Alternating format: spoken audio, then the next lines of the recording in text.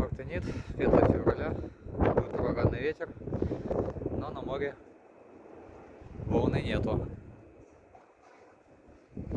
только от ветра.